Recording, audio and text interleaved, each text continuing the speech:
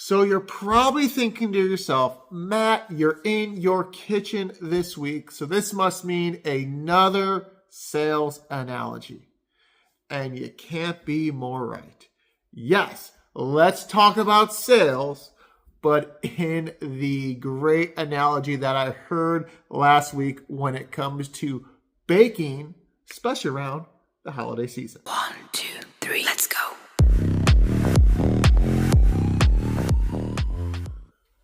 What is going on, team? Listen, let's just dive into the analogy and see if it makes sense. So right around this time of year, kind of mid-November, all the way through the end of the year, my family and I, we spend a lot of time in the kitchen baking, right?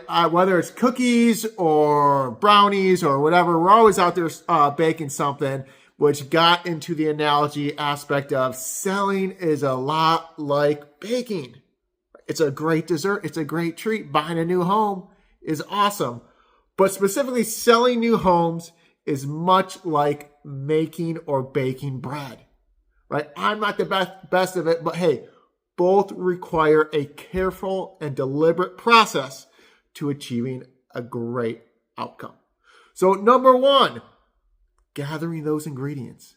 Just as a baker must gather their ingredients, us too, as sales consultants, we need to gather information from our prospects, understand what's driving their need to look to improve their life. So we want to gather all information up front as much as possible, have it laid out just as we would when it comes to baking bread, having the ingredients ready to go. Then comes step two, right, where we look to knead that dough, or really for us, we're providing some solutions. We're starting to mix those ingredients together, provide those solutions. And when it comes to kneading the dough, you really got to get your hands dirty and start to make something out of nothing, right? So providing those solutions to your prospects is critical. It's all about kneading that dough. And then we jump into step three, which is adding the yeast. All right, adding the yeast, this allows the bread to grow, but at the same time, adding that yeast allows our prospects to really see what that vision looks like, painting that picture, really bringing that selling message to life. It allows the vision to grow and starting to look at the fine details. You can start to see everything come into reality. And then step four, and it's probably the most difficult part to do, it's resting and rising, right?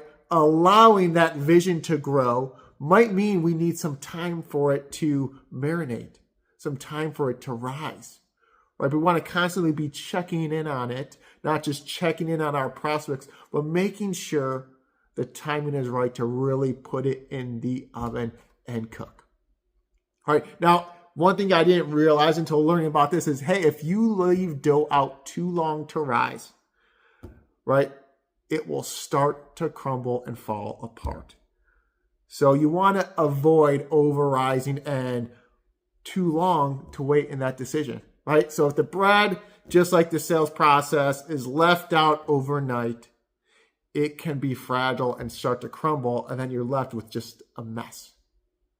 All right, so be careful when it comes to managing each step in the process. It's all about that time management, but really, it's gaining that understanding up front, gathering those ingredients, combining them all with some solutions and mixing them with our hands, kneading the dough, allowing that vision to grow by adding that yeast, and then throwing it in the oven and putting it under contract at the right time. So keep that in mind. Anything I can do to help you guys, please let me know. Have a great rest of the week. You've got this. 1, 2, 3, let's go.